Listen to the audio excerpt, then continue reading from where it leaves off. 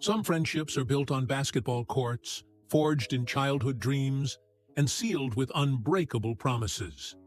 At least, that's what Michael Jordan thought, until the evening he saw his old friend digging through trash behind Joey's Pizza. David Thompson had once been the better player between them, the one who taught Michael his signature moves, the friend who believed in him before anyone else did. Now he was homeless, broken, and carrying a secret that would shake Michael's world to its core. What starts as a simple act of kindness, helping an old friend, quickly spirals into a journey that will force Michael to question everything he knows about loyalty, redemption, and the true meaning of justice. Because David isn't just running from poverty or bad luck. He's running from a truth so devastating that it threatens to destroy not only their friendship, but also Michael's cherished memories of his own family. Sometimes the hardest choices come down to this. What matters more? The justice we seek, or the mercy we show? And can a single act of forgiveness change not just one life, but countless others? Michael Jordan's hands tightened on the steering wheel as he turned down Cedar Street. The familiar sights of his old neighborhood in Wilmington, North Carolina, brought a smile to his face. Even after all these years of fame and fortune, this place still felt like home. He drove slowly past the corner store where he used to buy penny candy, now replaced by a shiny new convenience mart. The basketball court, where he'd spent countless hours practicing, lay ahead, its rusty hoops a testament to time gone by. Kids still played there, their shouts and laughter carrying through his open car window. Just like old times, Michael muttered, easing his luxury car down the narrow street. He was supposed to be heading to a business meeting, but something had pulled him here today. Maybe it was nostalgia, or maybe it was something else. The sun was setting, painting the sky in shades of orange and purple. Michael was about to turn, around when movement behind Joey's Pizza caught his eye. Someone in tattered clothes was digging through the dumpster, shoulders hunched against the evening chill. Michael's first instinct was to look away.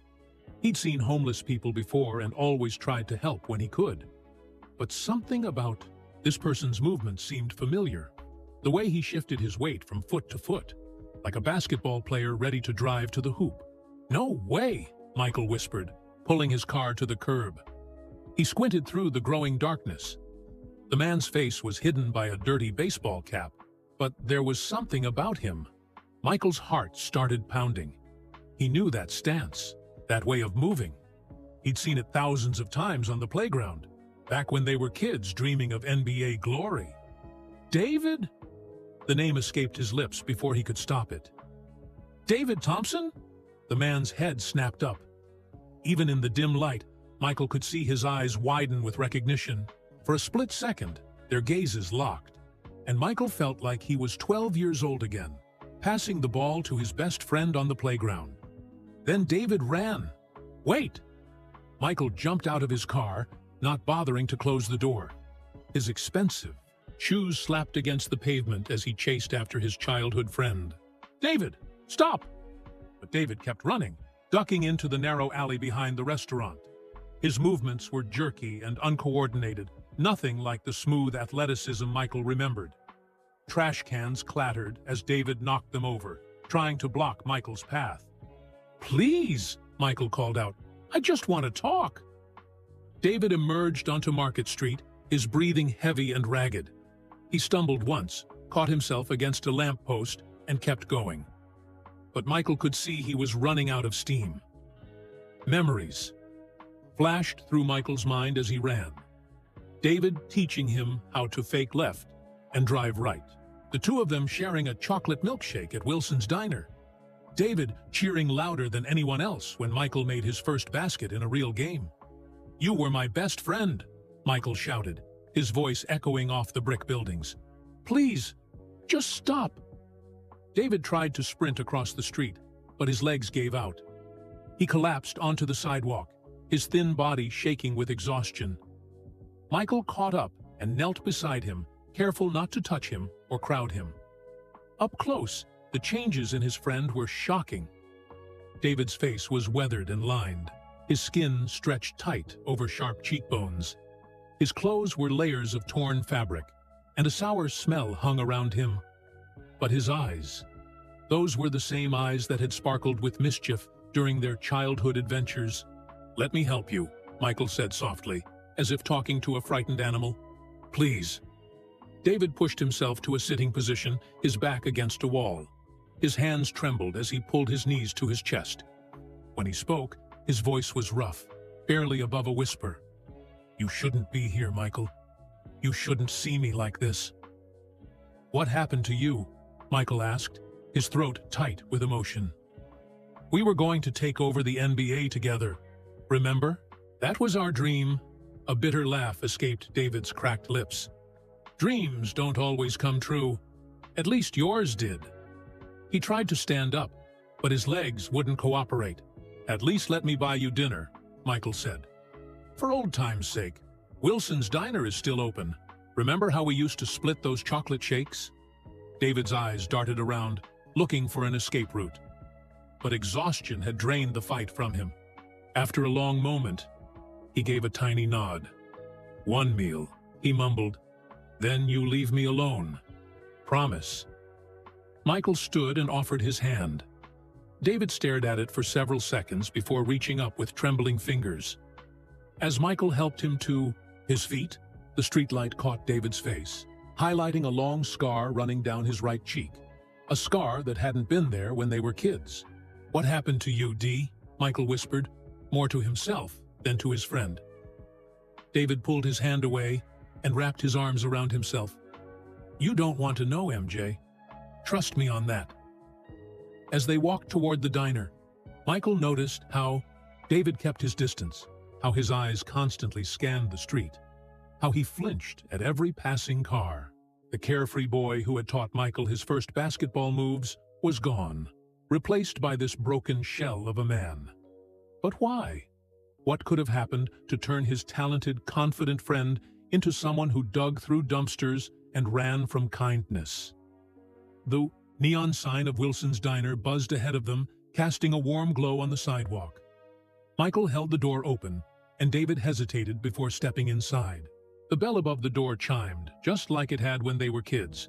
Some of the other customers stared and whispered, recognizing Michael Jordan, but all Michael could focus on was the way David's shoulders hunched, trying to make himself invisible. As they slid into a booth, the same one they'd always claimed as their spot, Michael made a silent promise to himself. He wouldn't leave this time. He wouldn't let his friend disappear again. Whatever had happened to David, whatever dark path had led him here, Michael would help him find his way back. But first, he had to get David to trust him enough to tell his story. The waitress approached, with menus, and David's hands shook as he reached for one. Michael watched his childhood friend hide behind the laminated pages, and his heart ached at the mystery of what had gone so terribly wrong. The fluorescent lights of Wilson's Diner cast harsh shadows across David's face. Michael noticed how his friend's eyes kept darting toward the exit, like a trapped animal looking for escape. The vinyl booth squeaked as David shifted uncomfortably. "Order whatever you want," Michael said softly, trying to keep his voice casual. "Their burgers are still the best in town." David lowered the menu slightly, revealing bloodshot eyes. "I shouldn't be here, Michael. People are staring." "Let them stare," Michael replied, though he understood David's discomfort. Every few seconds, someone in the diner would sneak a photo with their phone or whisper to their companion. But their attention was on Michael Jordan, the basketball legend. They barely noticed the homeless man sitting across from him. The waitress returned, her pencil poised over her notepad. Her name tag read Betty, and she had the same kind smile Michael remembered from 30 years ago. "The usual, Mr. Jordan?" she asked. "Double cheeseburger, extra fries?" Michael nodded, then looked at David expectantly. His friend's voice was barely audible as he ordered a bowl of soup and water. "Add a chocolate shake," Michael said. "2 straws, like old times." The memory hit them both at once. Suddenly, Michael wasn't seeing the worn-down man across from him, but rather a 12-year-old boy with bright eyes and a quick smile. They'd sit in this very booth after basketball practice, sharing a shake and planning their future. Remember that move you taught me? Michael asked, trying to draw David out. The fake pass that always fooled Coach Williams? A ghost of a smile crossed David's face. The Thompson Special. You were the only one who could pull it off right. That's because I had the best teacher. Michael leaned forward. You were better than me back then, D. Everyone knew it. David's smile vanished. Ancient history, he muttered, fidgeting with his paper napkin. Look where we both ended up. What happened after you moved away? One day you were there, the next. Life happened. David's voice hardened. Not everyone gets their dreams, MJ. Some of us just fall. The waitress returned with their drinks, placing the chocolate shake between them. 2 red and white striped straws stuck out of the whipped cream, just like when they were kids. David stared at it for a long moment before speaking again. Remember the pact we made? Right here in this booth? Michael nodded. How could he forget? They'd been 12 years old, flush with victory after winning their first Junior League championship together. We were going to be the greatest basketball duo in NBA history, Michael said. Jordan and Thompson, unstoppable together. David's laugh was hollow. I still have the paper we wrote it on, you know. Kept it all these years. He reached into his tattered coat and pulled out a worn leather wallet. From inside, he extracted a yellowed piece of notebook paper, carefully folded. Michael's throat tightened as David smoothed out the paper on the table. Their childish handwriting was still visible. We, Michael Jordan and David Thompson, hereby swear to become NBA superstars together, best friends forever. Nothing can stop us. They'd signed it in blue ballpoint pen and had Betty witness it. The paper was fragile now, held together by careful folds and hope. You kept this? All this time? Michael asked, his voice rough with emotion. David quickly folded the paper and tucked it away. Some promises you can't forget, even when you break them. Their food arrived, steam rising from David's soup. He picked up his spoon with trembling hands and began to eat slowly, carefully, like someone who hadn't had a proper meal in days. My parents died. The words came suddenly, making Michael look up sharply. Car crash. I was 19. David, I'm so sorry. I never knew. How could you? I disappeared. Had to. David stirred his soup listlessly. There's more, but I can't. Not yet. Michael watched as his friend took another careful spoonful of soup. The movement exposed the track marks on his arm again, telling part of the story David wouldn't share. You can stay with me tonight, Michael offered. I have a house nearby. Clean bed, hot shower. No.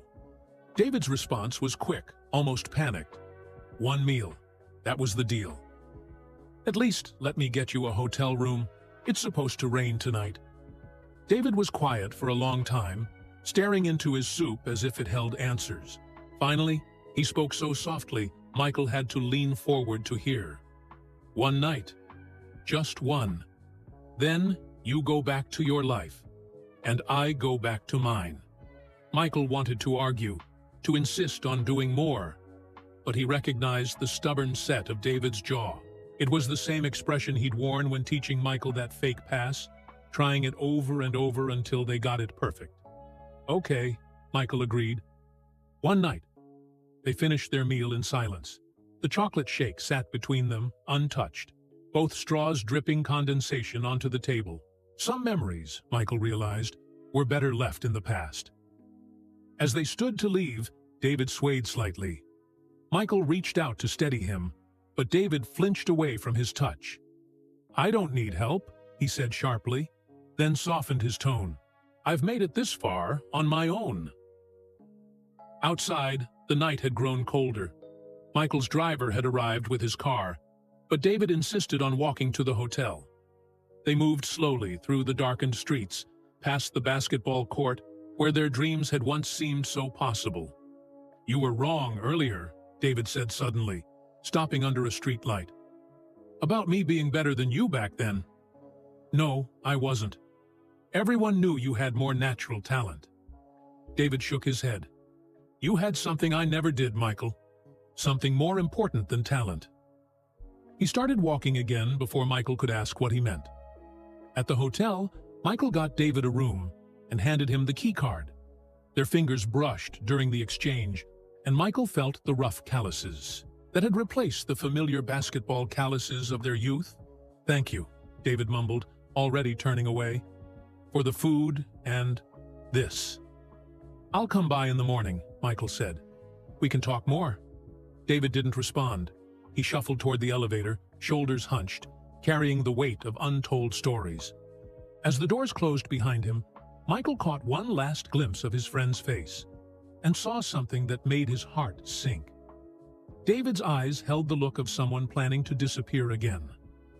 Michael paced the hotel lobby for nearly an hour, unable to shake the feeling that David would vanish if he left. The front desk clerk kept sneaking glances at him, probably wondering why Michael Jordan was wearing a path in their carpet at midnight. Finally, he couldn't take it anymore. He approached the desk, putting on his most charming smile. I need another key to room 412, he said. My friend. He might need help during the night. The clerk hesitated, but it's hard to say no to a legend.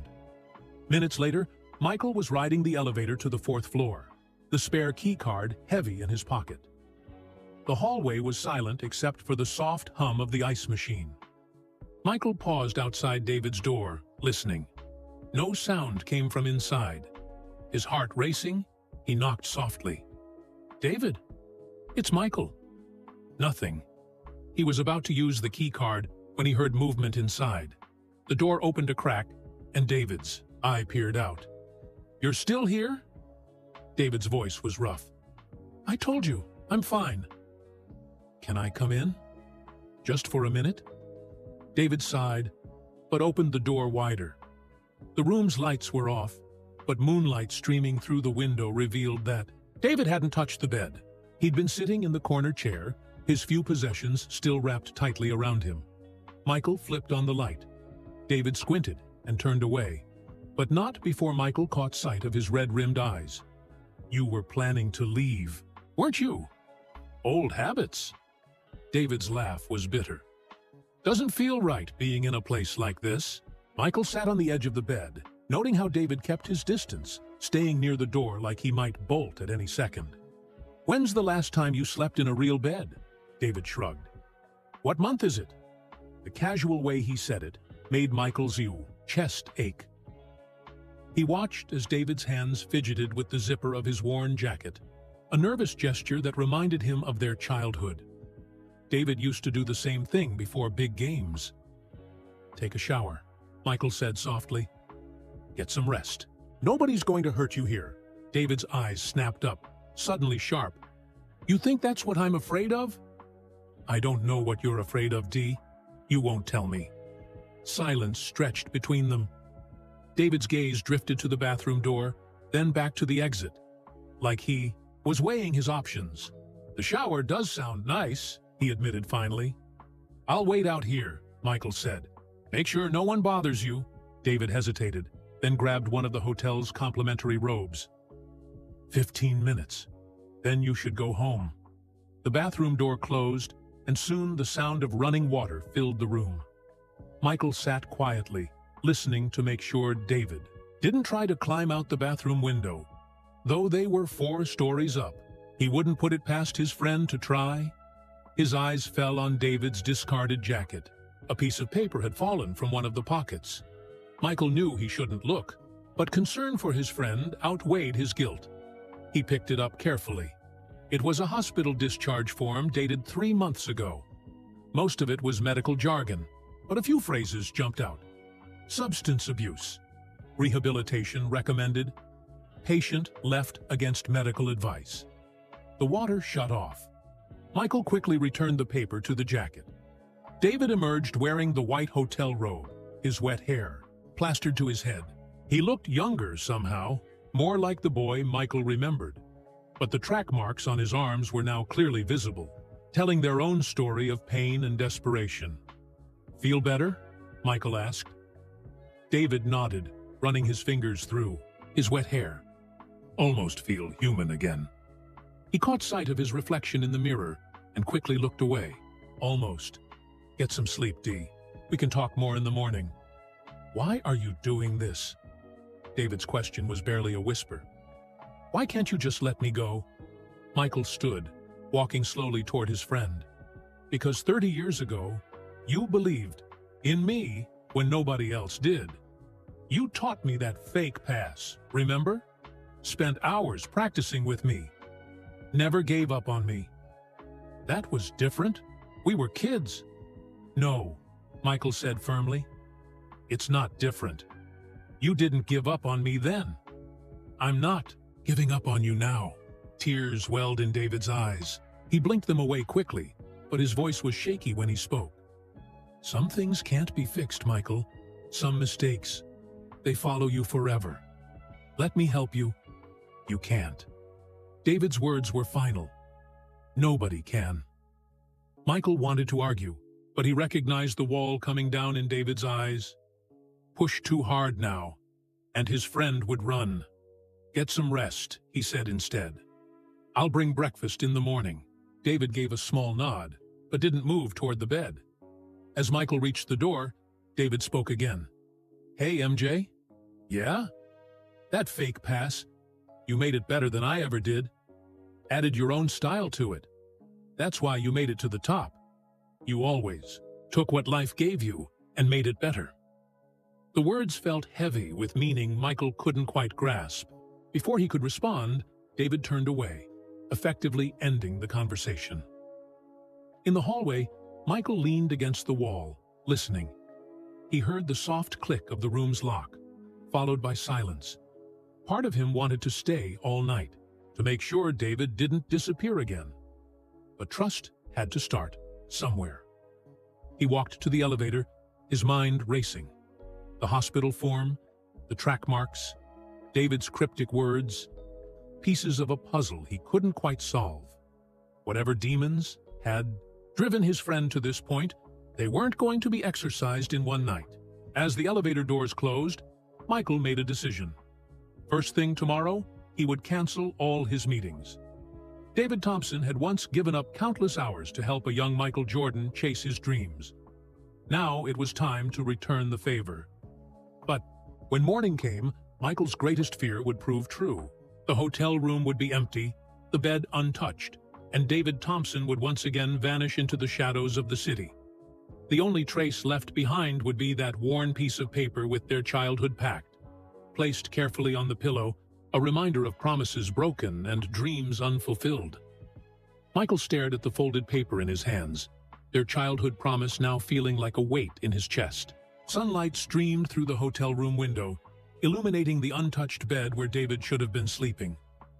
His phone buzzed again, his assistant reminding him about today's meetings. Without hesitation, he texted back, "Cancel everything. Family emergency." In a way, it wasn't a lie. David had been like family once. He tucked the pact carefully into his wallet and headed for the street. The morning air was crisp, and the city was just waking up. Where would a homeless man go at dawn? His first stop was Joey's Pizza, where he'd first spotted David. The morning crew was just arriving, and their eyes widened at the sight of Michael Jordan asking about a homeless man. "Oh, you mean Guardian Angel?" the young cook said, stacking boxes. "That's what we call him anyway. He stops other homeless folks from fighting over the leftovers, makes sure everyone gets a fair share." "When's the last time you saw him?" "Yesterday. Evening. But he doesn't come by every day." The cook hesitated. "Sometimes he disappears for weeks, especially when the weather gets bad." Michael's next stop was the local homeless shelter. The woman at the desk recognized David from his description immediately. "Mr. Thompson? He helps us sometimes, actually. Breaks up fights, talks to the younger ones who are just hitting the streets." She checked her logbook. "Haven't seen him in about a month, though. He never stays here himself. Says the beds should go to those who need them more." "Do you know where I might find him?" She shook her head. "He keeps to himself, mostly. But you might try talking to old Pete at the coffee cart on Market Street. They seem friendly." The coffee cart was doing brisk morning business when Michael arrived. Old Pete turned out to be a weathered man with kind eyes and a ready smile. His face lit up at the mention of David. The professor? That's what I call him, on account of how he's always helping the street kids with their homework. Michael blinked, in surprise. Homework? Oh yeah. He finds kids who are still trying to stay in school despite being homeless. Helps them with math and such. Did it right here at my cart yesterday morning? Pete pointed to a stack of cardboard boxes behind his cart. Made a little classroom out of those boxes. Even bought them hot chocolate with what little money he had. The image hit Michael hard. David, despite his own desperate situation, spending his precious few dollars to help homeless kids stay in school. Any idea where I can find him? Pete scratched his chin. Try the library, maybe. He takes the kids there sometimes when it rains. Or there's that spot under the bridge where... Which bridge? Marshall Street Bridge. But mister, Pete called as Michael turned to go, be careful how you approach.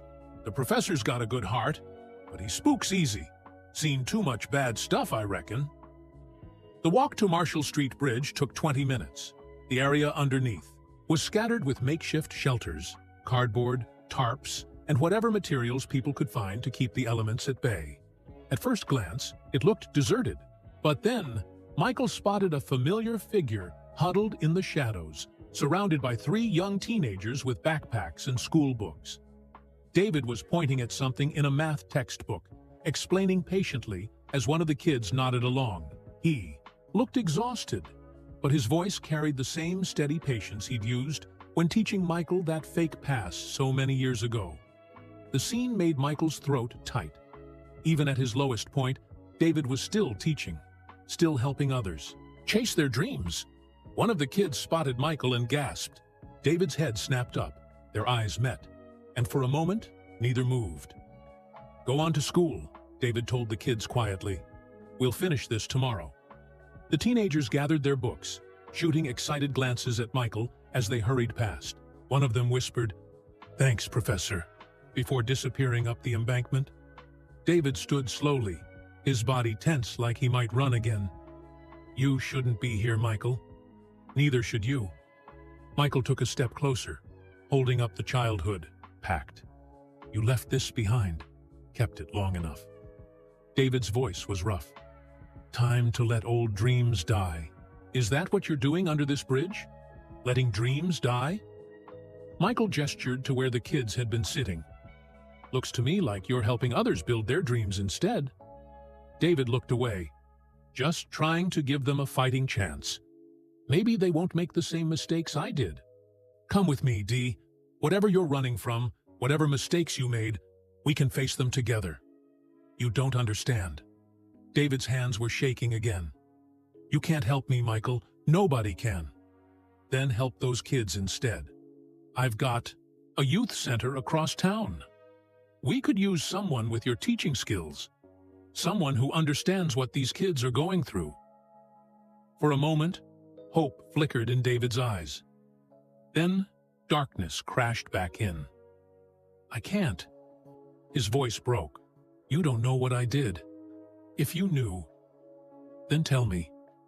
Michael took another step forward. Whatever it is, we'll figure it out. David backed away, shaking his head. I have to go. Please. Just remember me like I was. The kid who taught you that fake pass. Not, he gestured to himself. Not this. David, wait. But he was already moving, ducking deeper under the bridge where the shadows grew thick.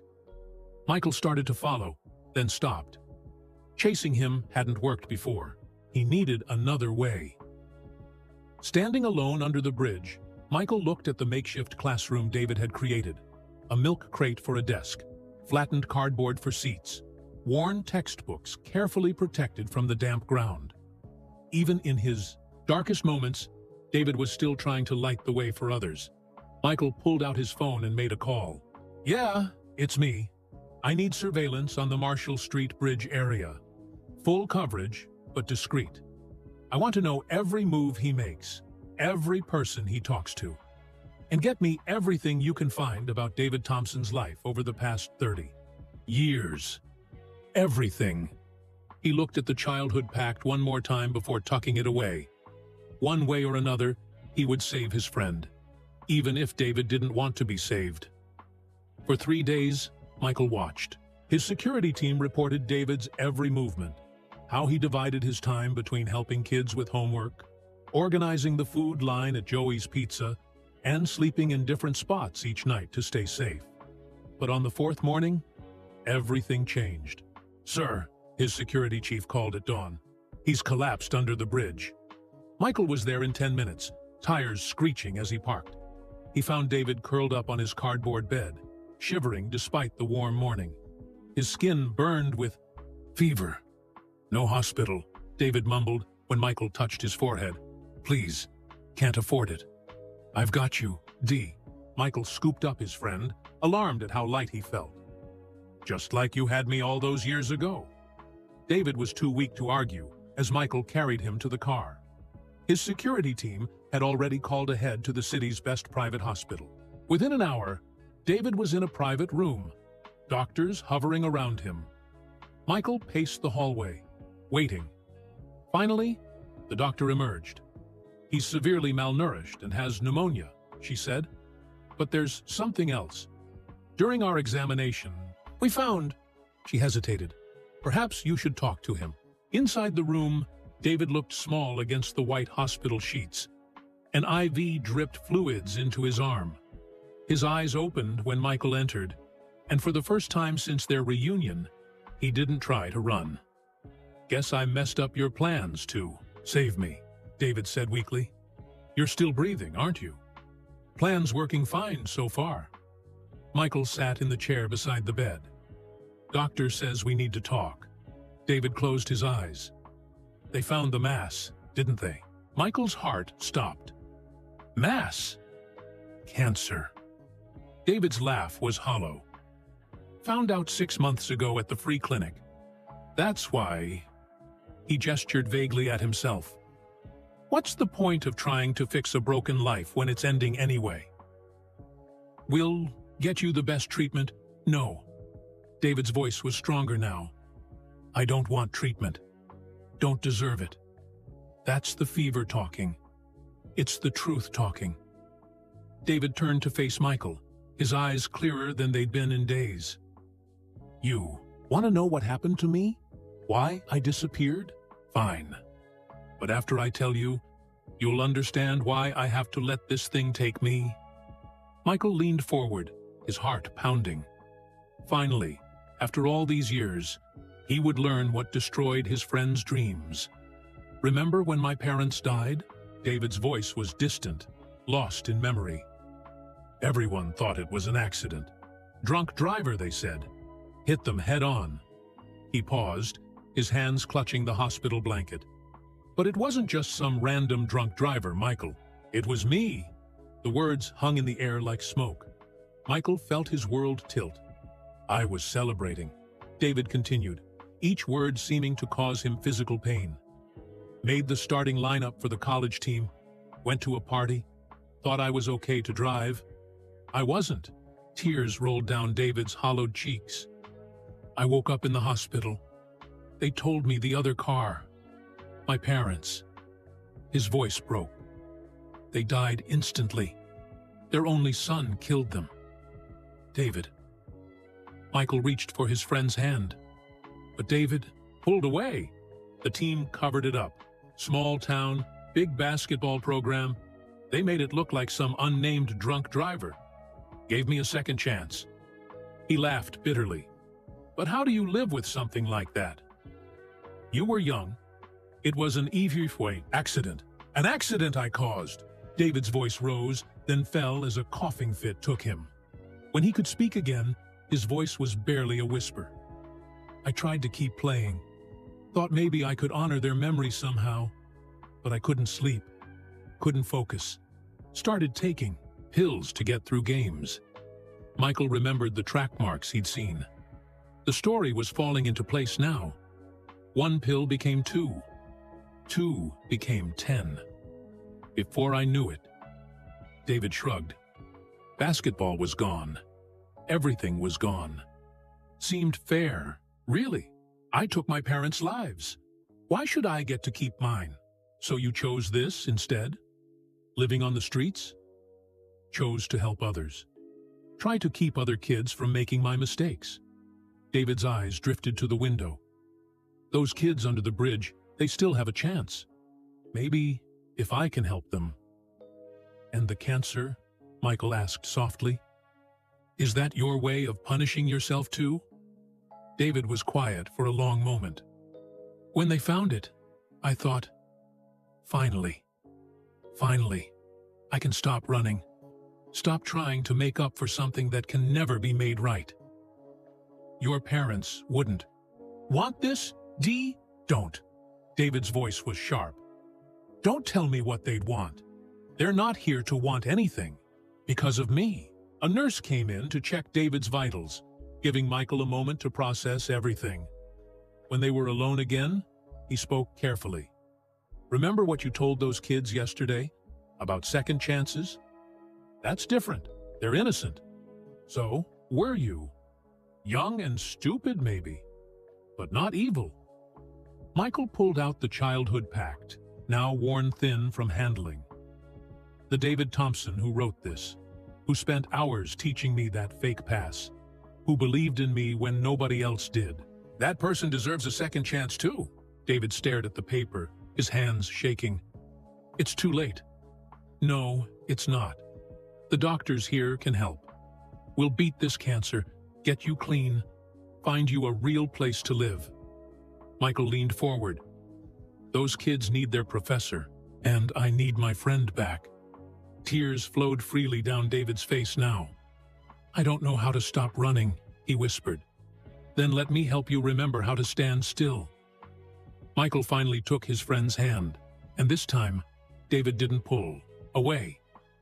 One step at a time, just like when we were learning basketball. Remember? David's fingers tightened around Michael's. I'm scared, MJ.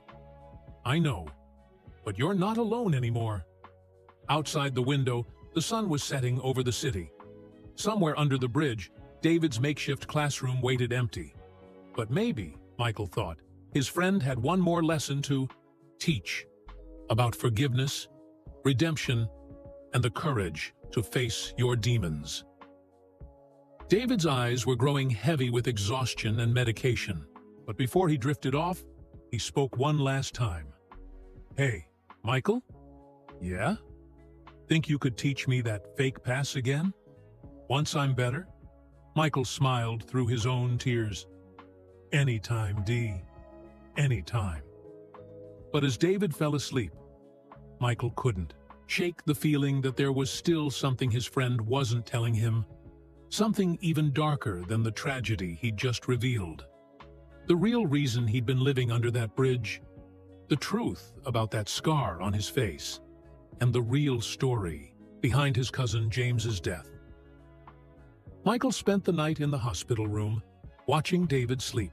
His friend's face was troubled even in rest, like he was fighting battles in his dreams. The scar on his cheek seemed to stand out more in the dim light, a pale line that spoke of untold stories. Morning brought a team of doctors, their faces serious as they studied test results. Michael stepped into the hallway to give them privacy, but David's weak voice called him back.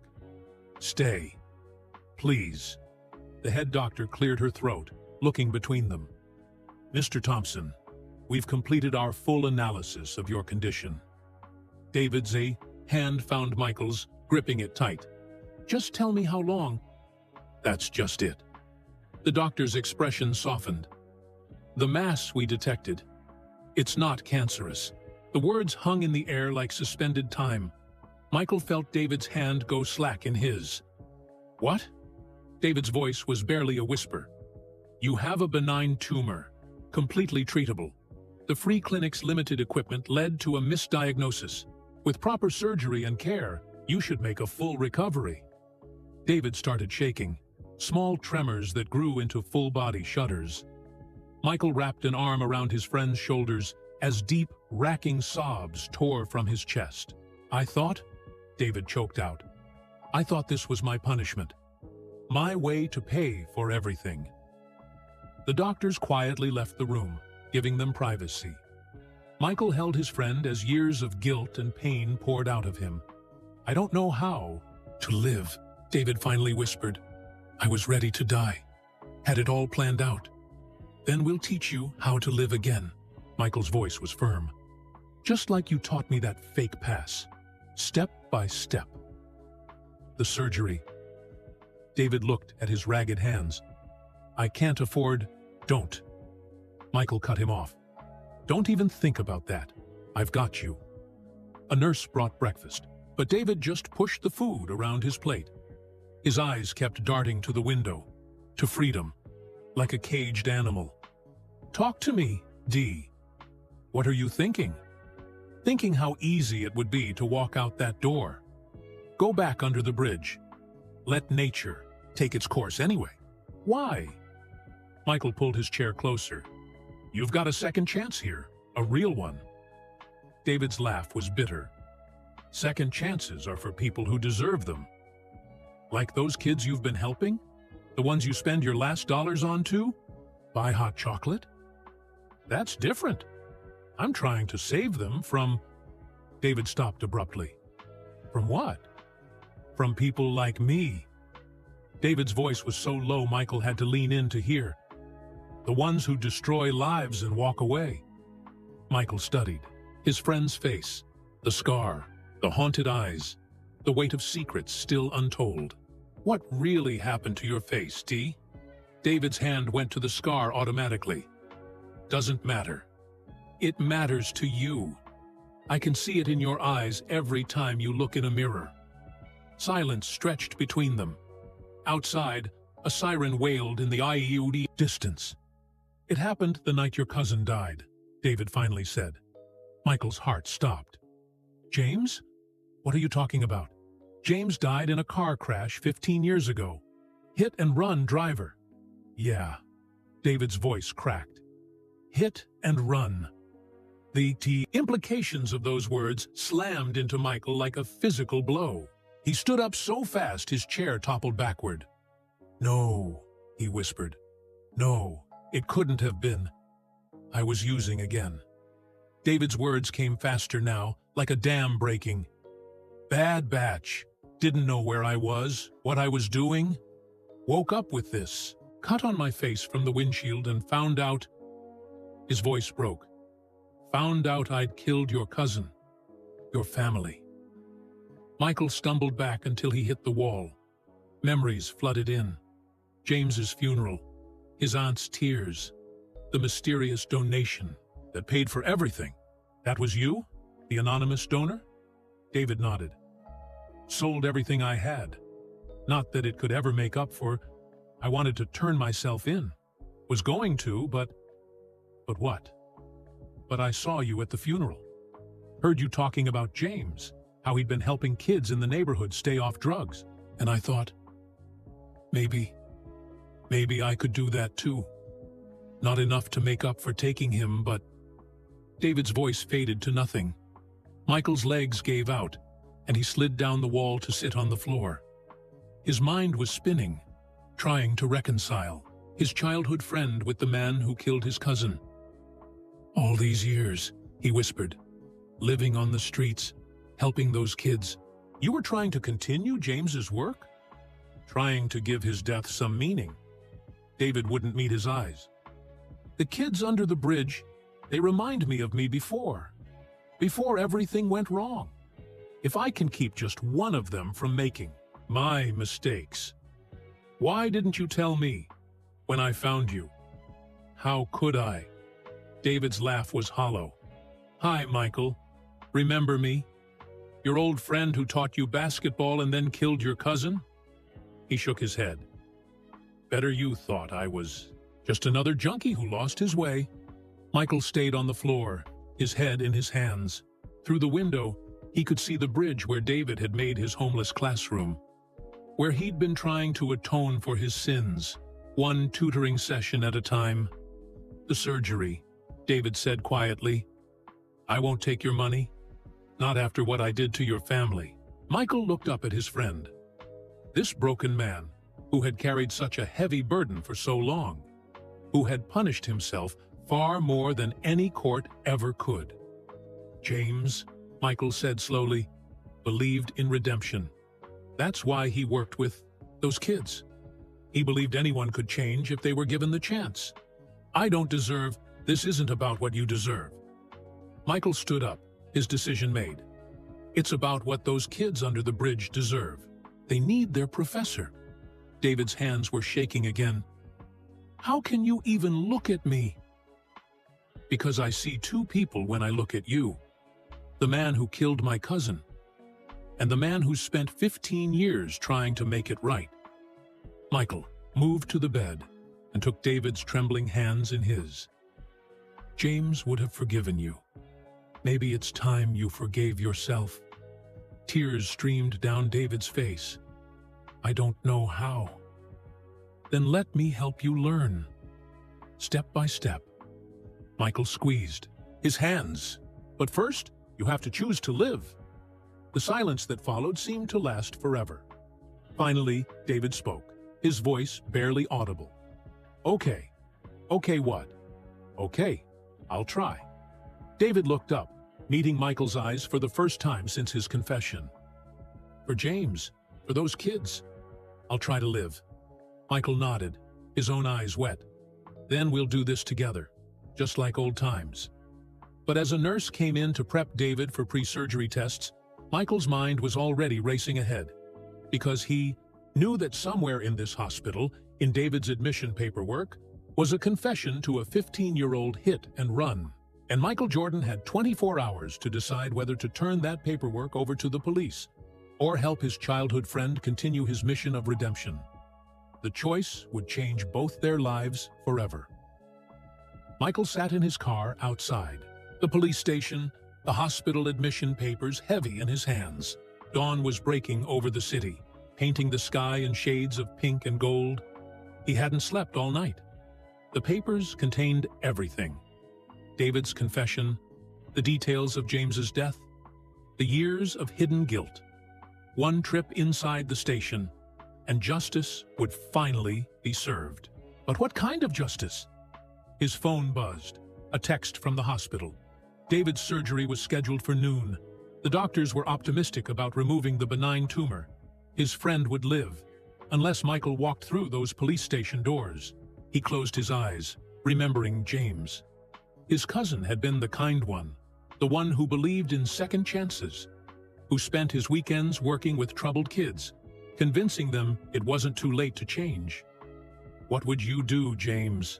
Michael whispered to the empty car. As if in answer, his phone buzzed again. This time it was a photo from one of his security team members. They were still watching the bridge, as ordered. The image showed 3 teenagers huddled there, looking lost.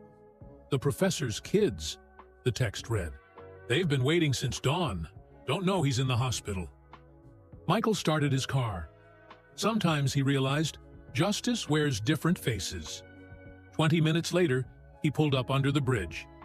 The teenagers looked up, hope turning to disappointment when they saw it wasn't David. The professor's sick, Michael said gently. He's in the hospital. Is he gonna die? The youngest boy clutched his math book. He promised to help me pass my test on Friday. No, he's not dying. Michael smiled. But he might need some help when he gets out. Think you guys could look after him for a change? They nodded eagerly. The oldest girl spoke up, her voice quiet. He saved my life, you know. Found me trying to buy drugs right here. Talked me out of it. Told me his story. His whole story? Michael asked sharply. About his parents. About the drugs. About... She hesitated. About your cousin. Michael's heart stopped. He told you that? She nodded. Said we needed to know where rock bottom really was. That's why he lives out here, to remind himself and to stop others from following his path. The papers in Michael's pocket seemed to burn. This was what James would have wanted. Not punishment, but redemption. Not justice, a transformation. Back at the hospital, he found David being prepped for surgery. His friend looked up with resigned eyes. "You went to the police," David said. It wasn't a question. Michael pulled out the admission papers. "No, but I did go to the bridge." Hope flickered in David's eyes, then died. "The kids, are they okay?" "They're worried about their professor." Michael sat beside the bed. "The girl, the oldest one. She told me what you did for her, what you've done for all of them. Doesn't make up for what I did to James." "No, it doesn't." Michael's voice was firm. "Nothing can bring him back. But this," he held up the papers, "this isn't what he would have wanted." With deliberate movements, Michael tore the papers into tiny pieces.